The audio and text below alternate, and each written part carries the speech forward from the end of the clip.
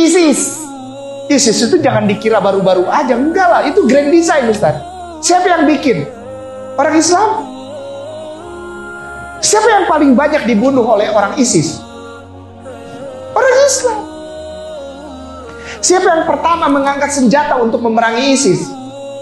Orang Islam. Siapa yang mensupport senjata untuk ISIS? Eropa dan Amerika. Tapi selalu dibilang kalau Islam macam-macam, ISIS Islam, ISIS Islam. Ini kan namanya ideologi yang dipaksakan Ustaz. Dan akhirnya bahkan ada orang Islam yang percaya itu. Ketika di situ dikatakan bahwa Yesus berkata, karena itu pergilah kepada seluruh bumi, jadikan setiap bangsa muridku, baptislah mereka di dalam nama Bapa, Putra, dan Roh Kudus. Sementara dia tanya sama umat Islam di Indonesia sekarang, toleransimu mana? Itu toleransi bukan? Itu toleransi bukan? Nggak mau tahu caranya apa, jadikan setiap bangsa muridku, baptis mereka. Ini bukan mau menjatuhkan kekristenan lalu kita punya musuh, enggak. Kita jadi kasihan sama saudara kita. Makin sayang, mereka mengikuti yang sebetulnya nggak ada Ustaz. Nggak mau tahu, pokoknya baptis semua orang jadi Kristen. Tapi di Yohanes 4 ayat 2, silahkan dibaca Ustaz. Meskipun Yesus sendiri tidak membaptis. Ulang Ustaz, apa? Meskipun Yesus sendiri tidak membaptis, lainlah murid-muridnya. Ini kan aneh Ustaz. Yesus nyuruh, baptiskan semua orang, jadikan semua bangsa muridku. Baptiskan mereka di dalam nama Bapa, Putra, dan Roh Kudus. Tapi Yesus dia nggak pernah baptis. Ini kan aneh. Udah gitu, baptiskan mereka di dalam nama Bapa, Putra, dan Roh Kudus. Saya minta tolong geser lagi Ustaz supaya kita bisa lihat ya kerangkanya ya. Apa yang akan dia lakukan kepada Islam? Kerangkanya. Kisah para Rasul 19 ayat 2. Kisah para Rasul 19 ayat 2. Ini bukan mau menjatuhkan kekristenan lalu kita punya musuh, enggak. Kita jadi kasihan sama saudara kita. Makin sayang, mereka mengikuti yang sebetulnya nggak ada Ustaz. Dan mereka berpegang. Silakan Ustaz. Iya. Katanya kepada mereka, sudahkah kamu menerima Roh Kudus? Sudahkah kamu menerima Roh Kudus? Jika kamu menjadi percaya? Iya. Tetapi mereka menjawab, iya. Bahkan kami belum pernah mendengar bahwa ada Roh Kudus. Yesus sendiri tidak pernah tahu apa itu Roh Kudus. Ini bukan mau menjatuhkan kekristenan lalu kita punya musuh, enggak. Kita jadi kasihan sama saudara kita. Makin sayang, mereka mengikuti yang sebetulnya nggak ada Ustaz.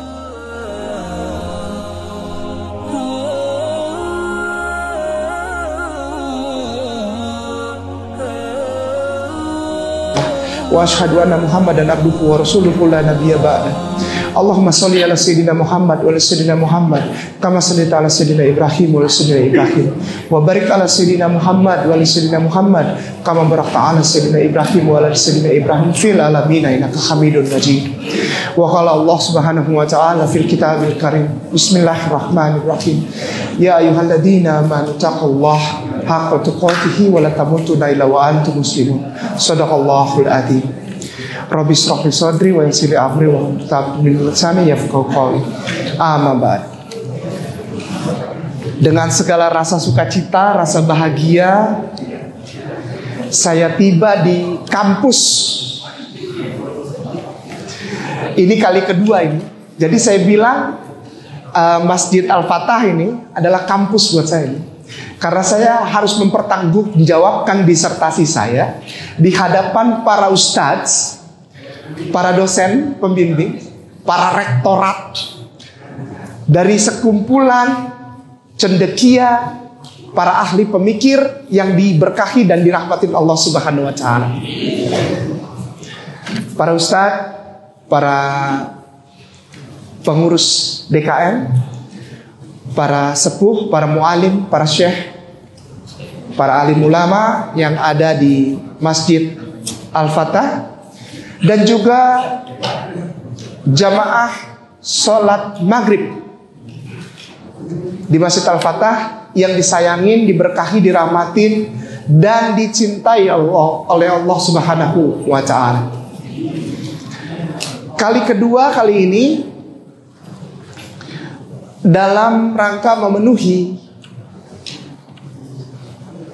materi perjalanan dan jadwal yang telah tersusun selama mulai tanggal 1 Desember sampai dengan tanggal 6 Desember ba'da zuhur di Balikpapan. Saya Kainama sangat mengucapkan syukur kepada Allah karena begitu baiknya Allah dengan kasih setianya kepada saya ini yang adalah gembel ilmu Islam, diberikan kepercayaan untuk berkeliling menyampaikan serba sedikit tentang rahmatan lil alamin. Dan malam ini saya berada di satu tempat yang adalah pusat para cendekia Islam, para penggali ilmu Islam. Dan yang di hadapan saya ini adalah lautan pengetahuan Islam. Insya Allah saya datang ke sini bukan sebagai pembicara. Insya Allah saya datang ke sini bukan sebagai pemberi tausiah, apalagi ceramah. Saya datang ke sini sebagai seseorang yang ingin melaporkan apa yang telah terjadi selama saya kedatangan pertama di Masjid Al-Fatah Balikpapan, lalu sekarang kembali lagi pada perjalanan kedua. Segala puji bagi Allah Subhanahu wa Ta'ala, pencipta langit dan bumi beserta segala isinya termasuk kita manusia, dan hanya kepada Allah sajalah segala puji, hormat, sujud, sembah dipermuliakan, layak dihaturkan. Hanya kepada Allah sajalah digantungkan semua harapan serta iman dan pola kehidupan, dan tiada lain yang layak kita memohon pertolongan hanya kepada Dia saja, Allah Subhanahu wa Ta'ala. Dan kiranya salawat dan salam tercurah bagi junjungan kita Nabi besar Muhammad sallallahu alaihi wasallam sebagai panutan satu-satunya, sebagai pembimbing, sebagai contoh dari pola berkehidupan selama hidup di bumi ini, dan insya Allah sebagai pegangan, jaminan pelaksanaan kehidupan dunia untuk kehidupan di akhirat nanti insya Allah. Tema yang diusung oleh panitia para ustadz di Masjid Namira, dan sebelum mungkin sekitar 2 bulan atau 1,5 bulan yang lalu sudah didiskusikan bersama saya dan para ustadz di Namira, bahwa temanya adalah One Faith, One Direction. Artinya satu iman, satu petunjuk. Sekali lagi temanya adalah One Faith, One Direction. Satu iman, satu petunjuk. Tema ini saya mohon agar disikapi dan dilihat secara lebih mendalam, karena saya mohon sekali agar jangan dilihat hanya ketika saya mengucapkannya sambil mengacungkan jari satu. Takutnya ada pesan tersembunyi gitu. Jangan sampai ada pesan tersembunyi yang tersirat ataupun yang tersurat di dalam pandangan para tuan guruku sekalian ketika saya mengucapkan tema One Faith, One Direction, satu iman, satu petunjuk. Satu-satu terus nih, ini orang bahaya nih, satu. Tapi ternyata saya punya jempol, dan ini kalau saya keluarkan nanti takutnya saya ditandain, karena memang ya sudah kabarnya sudah jelas terbuka bahwa di setiap majelis yang para ustadznya ditandai dengan nama-nama yang dicatat sebagai ustadz radikal, itu sedang disebar atau diutus para intel. Saya nggak tahu di sini intelnya siapa. Insya Allah ada intelnya, dan intelnya juga menjadi salah satu perwakilan dari pekabar rahmatan lil alamin. Insya Allah. Jadi bukan hoax yang dibawa laporan oleh intel tersebut, tapi adalah rahmatan lil alamin. Bahwa hanya ada satu kebenaran, One Faith, One Direction, satu iman, satu petunjuk. Para ustadzku yang mulia, dan insya Allah dimuliakan Allah Subhanahu wa Ta'ala, pada tahun 1985 di salah satu bagian kota Florida, Amerika Serikat,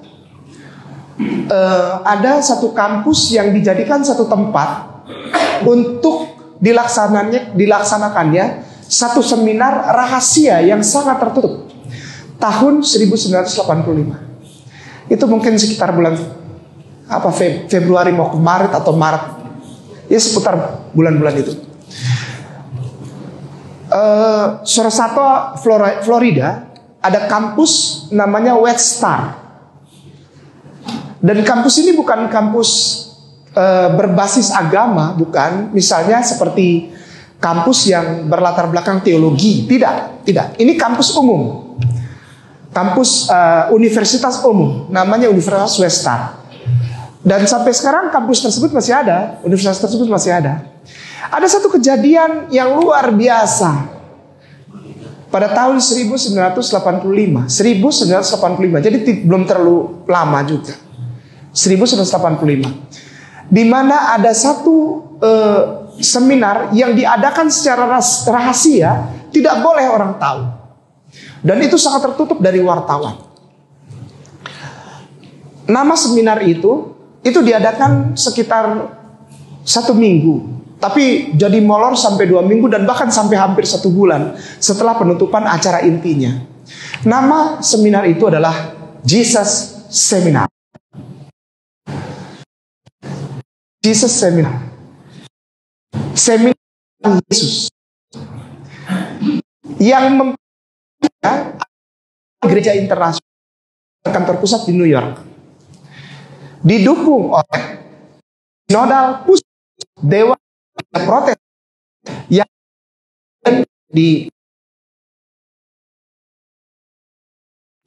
didukung oleh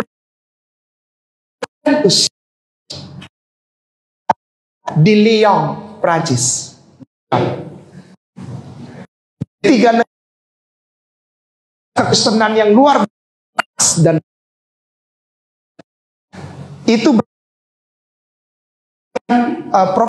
memberikan surat acuan kepada para uskup, para monsinyur, dan paus di Vatikan, di gereja Santo Petrus Basilika Vatikan.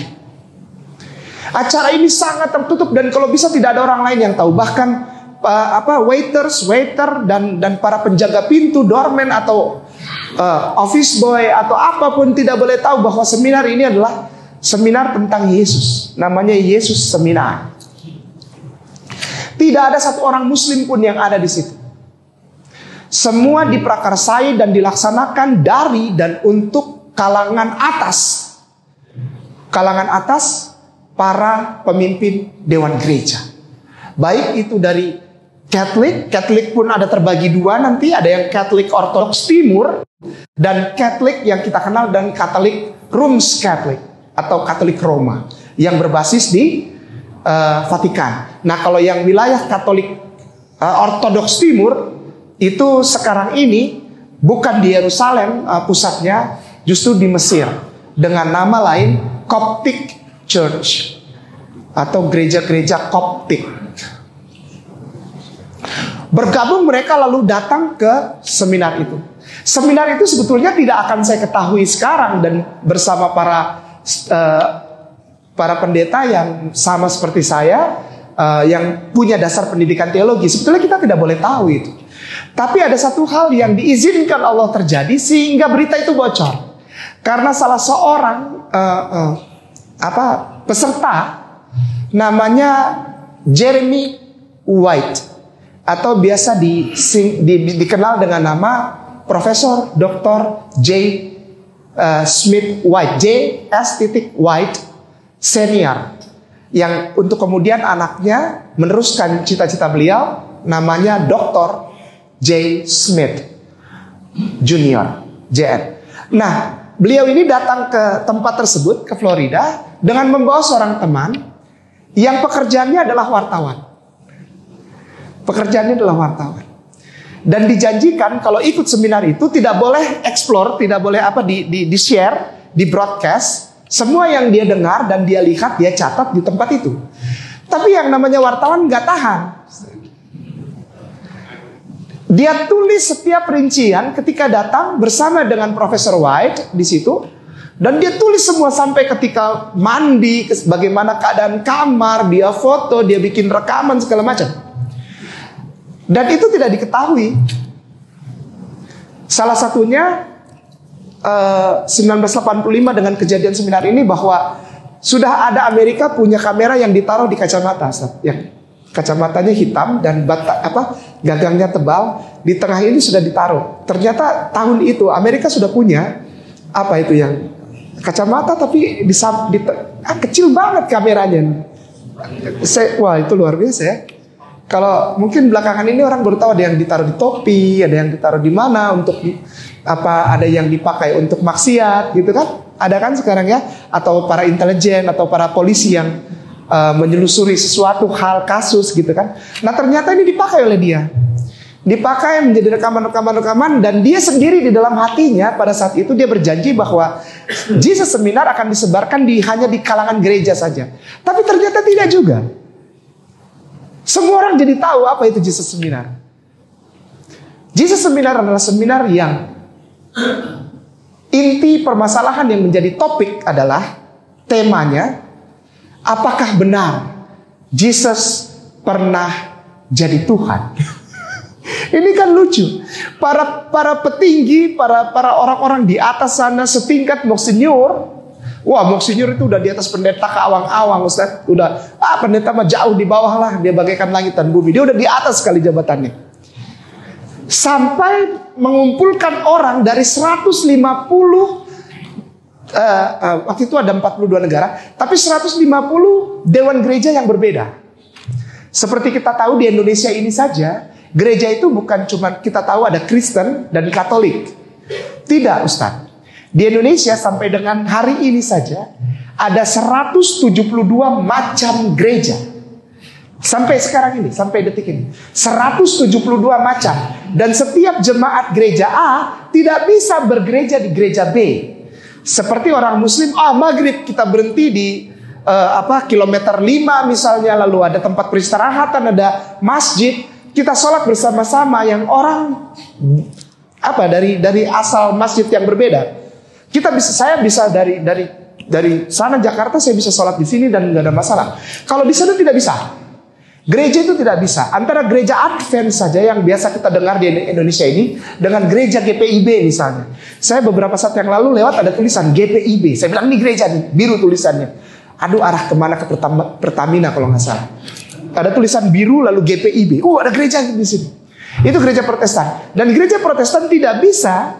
Misalnya dia mau masuk gereja hari Minggu jam 9 karena dia sudah terlambat setengah 10. Dia lihat ada satu gereja mulainya jam 10 misalnya. Dia tunggu di situ, dia masuk ikut gereja di situ. Itu tidak bisa. Dia bisa diusir. Tidak boleh. Jadi jemaah gereja A tidak akan mungkin bergereja di gereja B. Nah, ini dari 150 denominasi gereja yang berbeda, mereka berkumpul untuk saling berbagi pengetahuan dan saling tanya, benar gak sih Yesus itu Tuhan? Padahal dia sudah puluhan tahun dah, ratusan tahun dah. Udah jadi Monsinyur, artinya yang di atas pendeta, tapi mereka masih berkumpul dan mereka mengeluarkan unek-unek, ini benar gak sih yang kita jalankan? Itu makanya ketika berita ini tersebar, gegerlah orang-orang, sementara orang muslimnya santai-santai saja. Padahal Jesus Seminar membicarakan siapa itu Yesus, apakah dia manusia atau Tuhan, untuk memberikan pendekatan baru dalam pola misionari, dalam pola pekabaran Injil yang sasarannya sejak awal bukanlah orang, maaf jangan tersinggung, bukan orang Buddha. Orang Buddha bukan sasaran misionari atau kristenisasi, tidak pernah. Kalaupun ada orang Buddha yang jadi Kristen, ya itu ya ngalir aja. Tapi yang dijadikan sasaran untuk dikristenkan adalah orang Islam.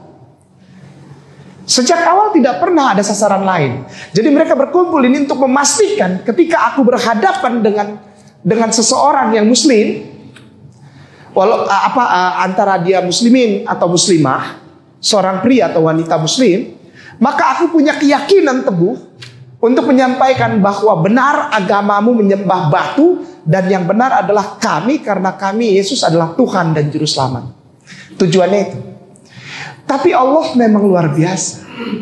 Tidak bisa itu dijadikan suatu dasar untuk menyerang umat Islam. Orang Islamnya santai-santai saja. Dan di dalam seminar itu terjadi begitu banyak keputusan dan konklusi, kesimpulan.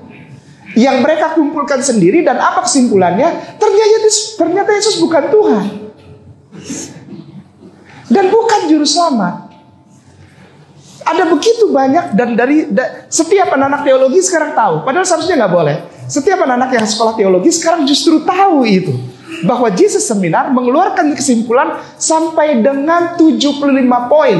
75 poin yang pada dasarnya, garis besarnya, mereka sendiri sebagai monsinyor, sebagai kepala dewan gereja, pejabat-pejabat tertinggi gereja, menemukan dan tidak bisa dipaksakan berkesimpulan bahwa Yesus bukan Tuhan dan Juru Selamat. Mereka yang bikin seminar, mereka bikin rahasianya, cari sana di Sorosatto di Florida, tahunnya, tanggalnya mereka tetapkan agar safe gitu, secure dari kebocoran informasi. Dibikin sedemikian rupa, kalaupun ketemu bahwa Yesus bukan Tuhan, dibikin aja. Bila perlu kita rubah Bible, nggak apa-apa. Tapi ternyata tidak ada kekuatan untuk itu, Ustaz. Sampai akhirnya kesimpulan demi kesimpulan, poin demi poin yang mereka tulis sendiri, itu menyatakan bahwa Yesus tidak pernah jadi Tuhan. Yesus tidak pernah menebus dosa manusia. Ini saya berani paparkan di hadapan para tuan guruku seperti disertasi saya kepada dosenku. Karena di sini semuanya ilmuwan semua ini. Ini tuan guruku, saya nggak berani macam-macam ini. Udah kartu mati kayak nama, masuk Al-Fatah kartu mati. Kayak nama udah kelihatan ukurannya semana gitu. Kalau orang Betawi bilang, ente udah ketakar, udah tertakar gitu. Sebagai gambaran bahwa umat Islam tidak pernah peduli. Kau mau bikin apa kok terserah. Yang penting aku sampaikan kepada kamu bahwa kami memuliakan Yesusmu, bagaimana Yesus harus dipermuliakan. Itu Islam. Bagaimana? Proporsional, tidak lebih, tidak kurang. Ya udah jalan. Oh Yesus Tuhan, Yesus Tuhan, mentok. Akhirnya bilang Yesus bukan Tuhan. Yesus tidak pernah jadi juru selamat. Dosa urusan masing-masing. Yesus tidak pernah menebus dosa. Yesus tidak pernah dipaku di kayu salib. Ini kan dahsyat. Yesus tidak pernah mengajarkan baptis orang. Saya lihat udah begitu banyak para tuan guruku bawa buku hijau. Saya kalau ngeliat Bible hijau ini saya serem, Ustaz. Karena tidak semua orang punya Bible hijau. Saya aja yang mantan dari sana nggak pernah punya yang hijau. Karena ini keluaran khusus ini. Selama ini Bible itu yang dikasih dari sinodal itu warnanya biru tua atau hitam. Kalau kita sudah naik, sudah belajar misalnya secara spesifik. Contohnya jika seseorang telah selesai strata 1 lalu ngambil strata 2 misalnya pasca sarjana, itu baru dapat yang putih. Hijau gak pernah dikasih. Maka itu saya bilang ini orang hebat sekali. Jangan-jangan ini orang sinode GPIB atau perwakilan Vatikan. Karena ini warnanya hijau, Ustaz. Hijau gak pernah punya, serius deh. Sekarang Ustaz jalan-jalan deh ke Gramedia atau kemana toko buku ya. Ada situ Kristen ya atau Katolik. Nanti di bawahnya ada Bible dijual ya. Cari yang warna hijau. Serius. Cari yang warna hijau. Tidak ada. Ini khusus ini. Saya bingung ini. Ini para ustadz nih guru sekolah minggu apa gimana? Kok bawahnya yang hijau? Hijau itu istilahnya staf khusus, staf khusus. Beneran. Saya nggak pernah pegang hijau, nggak pernah. Baru tadi malam ketemu ustadz di masjid apa sih? Ar-Rahman. Saya pegang ini, ya Allah. Ini yang dimimpikan oleh para mahasiswa teologi. Pegang Bible warna hijau. Dia bawa enak aja, dia masukin. Kita setengah mati cari dulu waktu mahasiswa tuh warna hijau. Nggak ada. Ada warna hijau tapi di library, di perpustakaannya STT Jakarta tuh, di Menteng 27. Jalan Proklamasi 27, Menteng. Sekolah Tinggi Teologi Jakarta, gak ada warna hijau. Tapi di dalam lemari. Saya akan mengajak para ustadzku dan para ustazahku untuk melihat bahwa keagungan Islam belakangan ini justru sedang dicoba untuk dirongrong. ditekan keagungan dan kedamaian sejahtera Islam itu dirongrong habis-habisan. Dibilang radikal. Mau dekat 25 Desember dibilang anti toleransi, tidak toleran katanya. Tidak menghargai agama lain, egois. Udah dibilangin gak usah ngumpul 212 masih ngumpul juga, egois. Mau menang sendiri. Itu Islam tuh. Ini sedang dilepas. Sedang dilepas. Isu ini sedang dilepas. Untuk apa? Untuk membuat Islam di mata orang-orang non-muslim itu minus. Awalnya nggak boleh ngucapin selamat Natal, nanti timbul masuk ke dalam fase yang radikal, yang lemah. Ada istilah itu. Radikal ada yang lemah, ada yang sedang, ada yang keras katanya. Ini sebetulnya radikal apa ngomongin tegangan listrik? Ini kadang-kadang orang bikin statement tuh aneh-aneh aja dan dilepas lagi di TV. Bin lagi yang ngomong. Allahu Akbar kabiro. Radikal ada 3 macam katanya, yang lemah, yang sedang, yang keras. Itu udah kayak tegangan tinggi. Ada yang 220 volt. Ini sebetulnya ngomongin kabel apa? Allahu Akbar. Pertama itu tidak toleran katanya. Nanti tidak toleran baru naik ke ekstrim. Ekstrim radikal terorisme gitu maksudnya katanya. Jadi dibagi-bagi lah orang Islam ini. Yang bagi itu mereka gitu.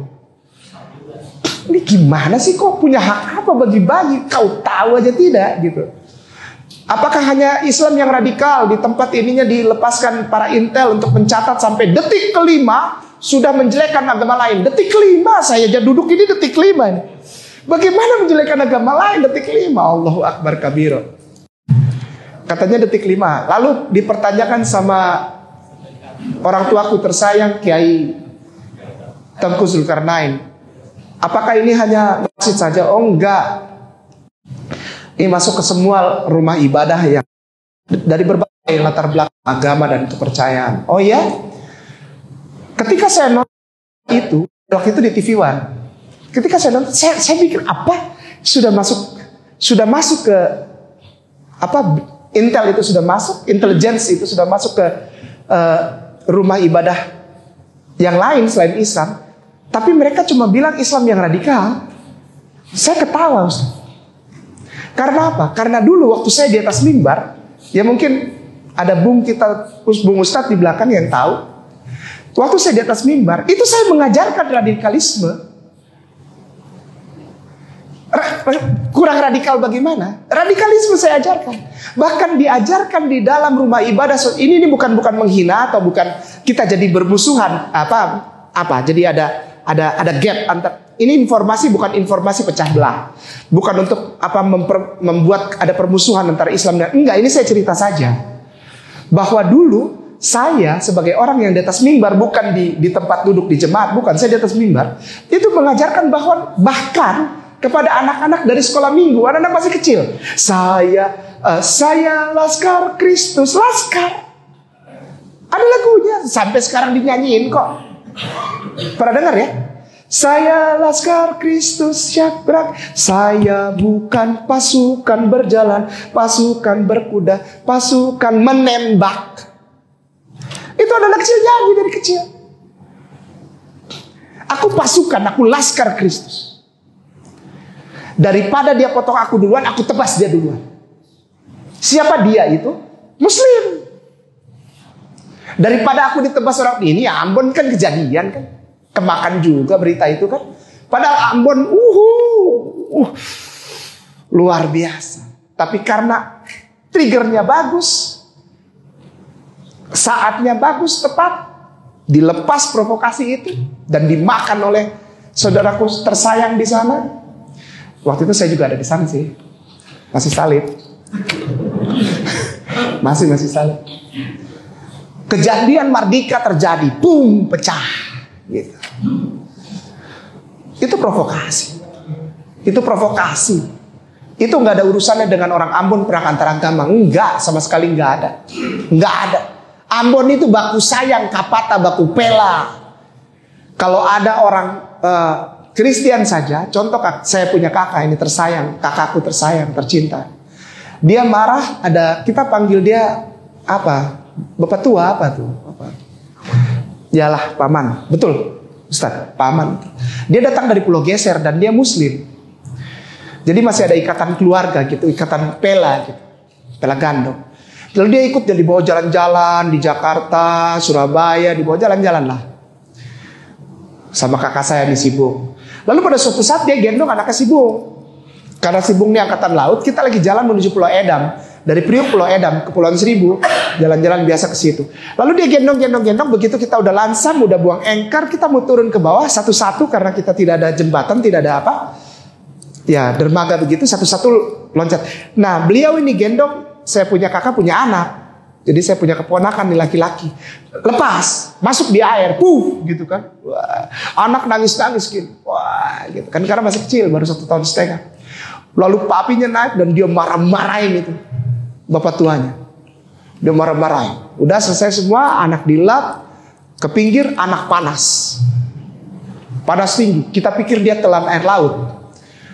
Wah, udah langsung pulang aja, pulang. Jadi putar balik pulang, ikut pulang. Sampai di Priuk ada rumah sakit Koja. Kalau yang tahu Tanjung Priuk ada rumah sakit Koja. Bawa ke rumah sakit Koja. Dokter bilang ini anak nggak apa-apa, nggak ada air tertelan, jadi nggak ada panas-panas. Akhirnya telepon papi saya. Papi cuma enteng aja jawab, kau bikin apa dengan kau punya bapak tua? Ale bikin apa dengan Ale punya bapak tua? Itu satu. Kau bikin apa? Kaget, saya punya bung. Iya, saya marah tua katanya. Cepat cium dia, selesai sudah. Cari, peluk dia, cium sambil nangis-nangis. Bapak tua ampun beta jua kata kasihan tuh. Tampang rainbow, tampang serem debt collector, tapi hati rinto kalau udah kayak gitu. Dia peluk, dia cium itu semua. Bapak tuh bilang, ya nggak apa-apa, kok marah saya wajar karena anakku jatuh kan. Enggak, saya minta maaf. Sembuh dia di ponakan lah. Papi, periksa nggak apa-apa. Tapi Ambon bisa pecah karena provokasi. Baku sayang di sana sekarang sudah mulai dibangun lagi, bagus lagi. Kita kembali, kenapa saya cerita Ambon? Karena sebetulnya sasarannya adalah memecah umat Islam dari dalam dan dari luar. Jesus Seminar yang saya ceritakan adalah salah satu cara untuk memasukkan paham-paham seperti berikut. Titik 2. Paham seperti berikut. Ada sebagian kalangan umat Islam berposisi, ada kalangan umat Islam yang punya posisi mengeluarkan statement bahwa mengucapkan selamat Natal itu toleransi. Ketika orang Kristen mengajukan pemahaman iman bahwa Yesus adalah Tuhan Juru Selamat, itu kebenaran. Tapi yang mau dimasukkan pola-pola ini kepada penghulu-penghulu penghulu-penghulu umat Islam. Sasarannya itu Ustaz. Kalau ke jemaah terlalu luas, maka itu sasarannya adalah ada 3 ini inti sasaran mereka. Yang mereka tanamkan kepada para penghulu agama Islam, Ustaz. Para pemuka-pemuka agama Islam. Apa? Ada keterikatan dengan pendapat, membenarkan pendapat demikian. Titik 2. Agama dari langit, agama samawi ada 3. Agama Yahudi, agama Kristen, agama Islam. Kalau diputar boleh nggak? Boleh saja. Agama Islam, agama Kristen, agama Yahudi. Pokoknya pemikiran atau faham atau idea itu kan jadi ideologi ya Ustaz ya. Jadi isme ya. Jadi pemahaman bahwa para penghulu-penghulu Islam di Indonesia sebagai negara yang mayoritasnya Islam mengeluarkan statement dan percaya bahwa ada 3 agama dari langit. Namanya agama samawi. Para ustadzku, mungkin para ustadz yang masih muda-muda merasakan di SD ada buku diajarkan ada 3 agama samawi, benar gak? Selalu itu diulang, bahkan di buku pendidikan nasional, sekolah umum, benar gak? Ini yang masih muda nih, Ustadz pernah belajar ada 3 agama samawi? Nggak pernah dikasih tahu pernah kan? Semua dari kecil dimasukin, harus percaya bahwa ada 3 agama samawi, ada 3 agama yang berasal dari langit. Ini pemahaman Kristiani, Ustaz, mohon maaf. Ini pemahaman Kristen. Untuk apa? Untuk melemahkan Islam. Karena Islam tidak pernah percaya ada agama lain selain Islam. Setiap manusia dari lahirnya pun Islam dia. Mau dia besar jadi Katolik, jadi Kristen, jadi Hindu, jadi Buddha, jadi Konfutse, jadi ateis, terserah. Pokoknya semua umat Islam percaya ketika manusia lahir, manusia itu Islam. Islam adanya, fitrah adanya. Tapi mereka paksa itu pelan sekali. Mereka nggak terburu-buru. Ini bedanya ini. Saya kasih tahu bahwa ini bukan main-main. Ini grand design. Wah, udah dari ratusan tahun yang lalu jalanin pelan. Oh, saat ini bisa yang ini, lepas. Bahwa Islam itu teroris. ISIS itu jangan dikira baru-baru aja. Enggak lah, itu grand design, Ustaz. Siapa yang bikin? Orang Islam? Siapa yang paling banyak dibunuh oleh orang ISIS? Orang Islam. Siapa yang pertama mengangkat senjata untuk memerangi ISIS? Orang Islam. Siapa yang mensupport senjata untuk ISIS? Eropa dan Amerika. Kemana sumur-sumur minyak yang diduduki oleh ISIS dijual hasilnya? Kan dia nyerbu nih. Dia nyerbu, Ustaz. Dia nyerbu sumur minyak. Yang ngejaga situ lari gitu misalnya. Dia kuasai. Tapi kan itu masih produksi, Ustaz. Walaupun mentahnya benar-benar mentah dan masih raw materials. Masih bahan mentah betul. Itu dijual secara eceran, Ustaz. Kepada siapa? Amerika. Tapi selalu dibilang kalau Islam macam-macam, ISIS Islam. Ini kan namanya ideologi yang dipaksakan, Ustaz. Dan akhirnya bahkan ada orang Islam yang percaya itu. Ini Jesus Seminar. Pemahaman dilepas. Cadar dilarang. Nggak apa-apa ikut orang Muslim ikut pemilihan Miss Universe. Padahal di sana ditelanjangin anak-anak perempuan kita di sana. Enggak, ini untuk yang diperlombakan ini IQ, ya kan? Selalu mereka bilang gitu. Kepandaian. Apa hubungannya kepandaian dengan sesi foto pakai bikini? Hubungannya apa? Otak dengan bikini apa? Dan mereka harus lalui itu. Mereka telanjang itu di sana. Tapi anak-anak Muslim, perempuan Muslim yang mau berangkat Miss Universe, ketika dilarang, marah. Islam mengekang kebebasan wanita. Sadar. Tolong. Padahal mereka rata-rata S1, S2 dan grade-nya itu mendekati cum laude. Allahu Akbar kabiro. Orang-orang pintar. Nggak apa-apa menikah beda agama. Nah, mulai ada orang tua yang bilang gitu tuh. Semua agama kan baik ya. Tuhan itu satu. Siapa yang pertama kali melepaskan kata-kata ini supaya laku di pasaran? Orang Kristen. Aduh, jahat itu. Orang-orang itu. Teman kantorku. Semenjak si Ambon itu datang ke Al-Fatah, tidak ada lagi yang mengucapkan selamat Natal kepadaku. Tuh gara-gara si Ambon debt collector itu tuh. Si Kainama tuh, nggak tahu dia dari mana itu orang. Diundang ke Al-Fatah, dia bilang tidak bisa menyampaikan selamat Natal. Nggak toleransi. Membuat perpecahan. Anti NKRI. Gitu nggak pernah ciumin tanah Indonesia. Saya jadi Muslim, saya ciumin tanah Indonesia sebagai bukti bahwa aku cinta NKRI. Nggak cuma ngoceh aja ngomong. Aku Pancasila, aku Indonesia, aku Bhinneka, NKRI harga mati. Ya lu aja yang mati.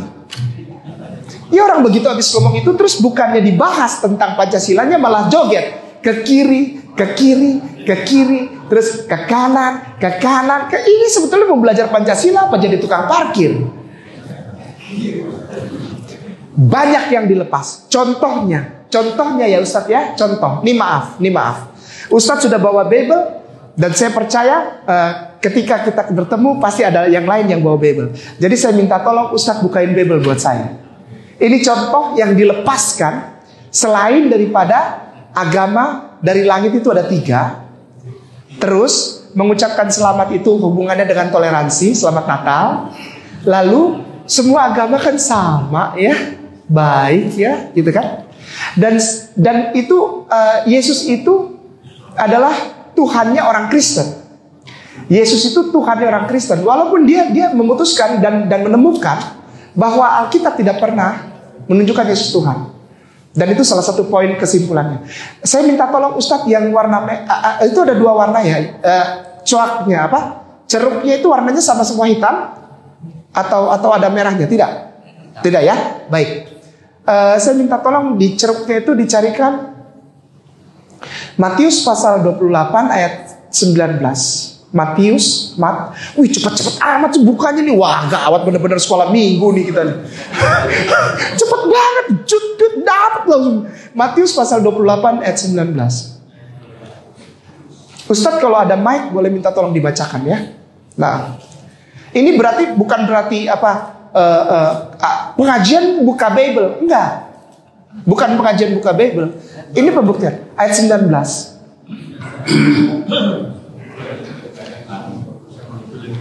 Karena itu pergilah. Ya, ini Ustaz. Karena itu pergilah. Jadikanlah semua bangsa muridku dan baptislah mereka dalam nama Bapa dan Anak dan Roh Kudus. Iya. Sekali lagi Ustaz boleh? Maaf sekali lagi. Karena itu pergilah. Jadikanlah semua bangsa muridku dan baptislah mereka dalam nama Bapa dan Anak dan Roh Kudus. Terima kasih Ustaz. Ini aja udah beda banget dengan Bible-nya, ayat sebelumnya. Gini, ayat ini adalah pertanda bahwa ada pemaksaan untuk membuat Kristen itu jadi agama samawi. Ini dasarnya. Ketika di situ dikatakan bahwa Yesus berkata, karena itu pergilah kepada seluruh bumi, jadikan setiap bangsa muridku, baptislah mereka di dalam nama Bapa, Putra, dan Roh Kudus.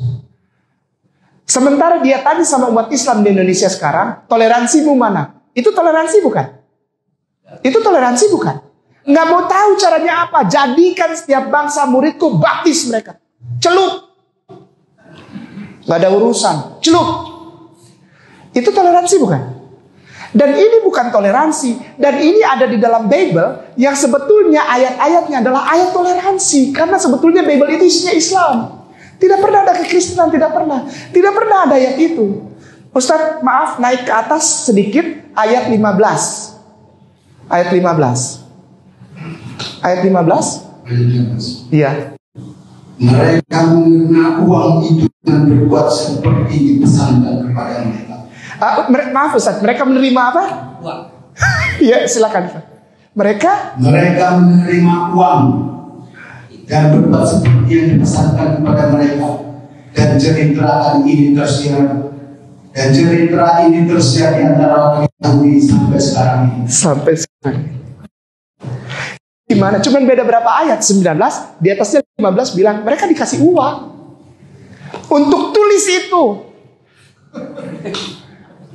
Bukan saya yang ngomong Bible, jadi jangan marah sama saya. Bible-nya udah kacau bala udah. Di satu sisi bikin pengakuan mereka dikasih uang. Zaman dulu udah ada model begitu, bukan cuma mau pemilihan aja Ustaz. Di Indonesia pemilihan banyak yang dapat uang. Ya, di sana udah mulai dari tahun 0 ini tahun 0. Udah Ustaz, kita pindah dulu Ustaz. Tadi disuruh disuruh baptiskan setiap orang ya, baptiskan ya. Ustaz mohon maaf banget. Karena Ustaz yang pegang Bible, saya cuma nyebutin aja. Ini bukan kurang ajar sama orang tua, bukan. Tapi karena orang tua yang punya Bible. Yohanes pasal 4 ayat 2. Tulisannya Yohanes pasal 4 ayat 2. Yesus menyuruh anti toleransi katanya. Nggak mau tahu, pokoknya baptis semua orang jadi Kristen. Tapi di Yohanes 4 ayat 2, silakan dibaca Ustaz. Meskipun Yesus sendiri tidak membaptis. Ulang Ustaz, Meskipun Yesus sendiri tidak membaptis, melainkan murid-muridnya. Ini kan aneh Ustaz. Yesus nyuruh baptiskan semua orang jadikan semua bangsa muridku. Baptiskan mereka di dalam nama Bapa, Putra, dan Roh Kudus. Tapi Yesus dia nggak pernah baptis. Ini kan aneh. Udah gitu, baptiskan mereka di dalam nama Bapa, Putra, dan Roh Kudus. Saya minta tolong geser lagi, Ustadz, supaya kita bisa lihat ya kerangkanya ya. Apa yang akan dia lakukan kepada Islam? Kerangkanya. Kisah para Rasul 19 ayat 2. Kisah para Rasul 19 ayat 2. Ini bukan mau menjatuhkan kekristenan lalu kita punya musuh, enggak. Kita jadi kasihan sama saudara kita. Makin sayang, mereka mengikuti yang sebetulnya enggak ada, Ustaz. Dan mereka berpegang. Silakan, Ustaz. Iya. Katanya kepada mereka, sudahkah kamu menerima Roh Kudus? Sudahkah kamu menerima Roh Kudus? Ketika kamu menjadi percaya? Iya. Tetapi mereka menjawab dia, belum. Bahkan kami belum pernah mendengar bahwa ada Roh Kudus. Yesus sendiri tidak pernah tahu apa itu Roh Kudus. 19 ayat 2, Ustaz. 19 ayat 2. Ini gimana sih, Ustaz? Lalu kita di Indonesia ini dipaksa dengan cara yang pelan sekali. Setiap saat dibawa pemikirannya bahwa itu agama samawi, agama langit sejajar dengan Islam. Sejajar nih bagaimana? Bibelnya aja bilang enggak ada agama Kristen. Yesus sudah bilang Roh Kudus apaan? Ini gimana ini? Posisinya gimana ini? Dan banyak orang Islam yang juga termakan. Karena setiap hari Benjamin Franklin bilang begini, Presiden Amerika. Dia bilang begini, sesuatu kebohongan kalau diulang setiap saat, maka itu akan menjadi kebenaran. Kita rehat sejenak. Bisa. ILC. Selalu dikutip itu kata-kata orang besar. Para ustadku, lanjut ya. Kita sekarang sedang mau diarahkan kemana? Gitu. Jadi saya bukan menjadi kita jadi malah jadi bermusuhan, enggak. Maksudnya gini, timbul rasa kasihan, Ustaz. Setelah kita baca ini, timbul rasa kasihan kepada siapa? Kepada saudara kita Kristian. Kok lu kayaknya ngotot banget sih lu? Lu ngotot banget kepada sesuatu yang tidak pernah ada. Dan minta orang Islam toleransi kepada sesuatu yang tidak ada. Saya bukan menjelek-jelekan, saya nggak pernah. Saya cinta. Aduh, beta sayang, gando. Sampai di Ambon itu dipanggil sana Obed, kita acang. Di sana Serane, kita nih salam.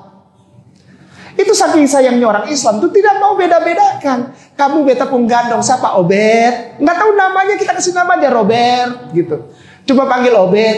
Dia panggil kita Acang karena dulu namanya orang Islam Hasan. Ada orang Ambon di sini. Kalau ada orang Ambon kasih tahu itu cerita Acang dan Obed. Sampai jembatan itu dibangun oleh Pak SBY lalu diresmikan oleh Pak Jokowi. Ya sekali lagi ini penekanan aja, ngerti lah. Dibangun oleh Pak SBY, diresmikan oleh Pak Jokowi, ya ini supaya jelas saja. Saya takut ditangkap. Ketika diresmikan namanya Jembatan Merah Putih. Kalau ke Ambon tahu itu. Namanya Jembatan Merah Putih. Merah putih artinya sebetulnya bukan bendera merah putih, bukan. Yang sebelah sana merah Kristen, yang sebelah sini ke arah Batu Merah sana itu kelompok Muslim. Jadi di tengah-tengah itu bertemu. Nama jembatan itu mempersatukan. Pela gandong itu merah dan putih. Itu jembatan itu. Disuruh telan terus orang Islam itu, disuruh telan aja untuk sesuatu yang tidak pernah ada. Lanjut. Belum bisa. Ya Allah. Lukas pasal 1 ayat 26. Lukas pasal 1 ayat 26. Dan ini semua sudah dimaklumkan oleh Al-Quranul Karim di dalam surat Ali Imran yang tadi malam kita ngobrol, Ustaz. Surat Ali Imran ayat 84 dan 85. Dahsyat ya Al-Quran ya. Dahsyat. Zalikal kitabul la raiba fihi hudalil muttaqin itu benar-benar terjadi. Tidak ada keraguan dalam ayat Al-Quran. Kalau ini isinya keraguan semua, udah bingung kita. Kitab Lukas pasal 1 ayat 26. Boleh gantian Ustadzku yang mulia? Boleh gantian dengan... Oh nggak apa-apa, ya baik. Lukas pasal 1 ayat 26 silakan dibaca. Dalam bulan yang ke-6 Allah menyuruh malaikat Jibril pergi ke sebuah kota di Galilea bernama Nazar. Kepada seorang perawan yang bertunangan dengan seorang bernama Yusuf dari keluarga Daud. Nama perawan itu Maria. Iya. Bulan ke-6, terima kasih banyak Ustaz. Bulan ke-6, mari kita hitung. Januari, Februari, Maret, April, Mei, Juni. Pertama kali Gabriel datang atau Jibril alaihissalam datang menurut Alkitab, bukan menurut Al-Quran. Menurut Alkitab, Gabriel atau Jibril alaihissalam pertama kali datang mengutarakan salam kepada Maria atau Maryam, ibunda Isa alaihissalam. Salam Maria penuh rahmat Tuhan sertamu, terpujilah engkau di antara para wanita. Ave Maria, gratia plena Dominus tecum. Sekarang jadi doa utama saudara kita Katolik. Pakai gini juga Ustaz.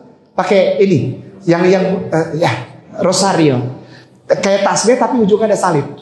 Itu doa utama, itu doa paling suci. Salam Maria, Ave Maria, gratia plena Dominus tecum. Itu gitu. Dia baru salam. Itu bulan ke-6, bulan Juni. Pada bulan ke-7 dia bilang sama Maria, dia datang lagi pada bulan Juli. Datang bilang, Maria, engkau akan memiliki seorang putra. Lalu Maria bilang, bagaimana aku bisa mengandung? Tak ada seorang laki-laki yang menyentuh aku. Betul Ustaz? Ada di Al-Quran juga ya. Tidak ada laki-laki, belum ada laki-laki yang menyentuh aku masih perawan. Lalu bunyilah firman itu, kun, maka jadilah. Cuma di Bible bilangnya kan bukan kun fayakun, maka jadilah. Maka jadilah, lalu hamil. Berarti usia kandungan 1 bulan itu bulan Agustus. Mari kita hitung. Agustus, September, Oktober, November, Desember. Tuhannya orang Kristen lahir prematur. Iya, ini terus terang saja Ustaz. Prematur kan 5 bulan. Isa. Agustus, September, Oktober, November, Desember. Prematur. Ini terakhir sebelum sholat Isya. Lukas pasal 2 ayat 6. Apakah Yesus lahir prematur? Al-Quran menjawab tidak. Iya tak? Maria bersandar di pohon kurma. Lalu kurma diperintahkan Allah melalui malaikat Jibril alaihissalam melepaskan buahnya yang sudah matang, betul? Dan Maria memakan itu dan setiap sampai detik ini setiap wanita yang habis melahirkan alangkah baiknya minum sari mengembalikan darah yang hilang itu. Bagus untuk tenaga wanita habis melahirkan. Lalu apakah Alkitab setuju dengan itu? Lukas 2 ayat 6. Ketika mereka di situ tibalah waktunya bagi Maria untuk bersalin. Waktu bersalin sudah tiba. Apakah waktu bersalin 5 bulan? Tidak. Berapa? 9 bulan 10 hari. Hitung. Desember, Januari, Februari, Maret. Sorry ya, bukan saya yang bicara. Alkitab menegaskan Yesus tidak pernah lahir 25 Desember. Karena hari itu udara suhunya paling panas 4 derajat Celcius.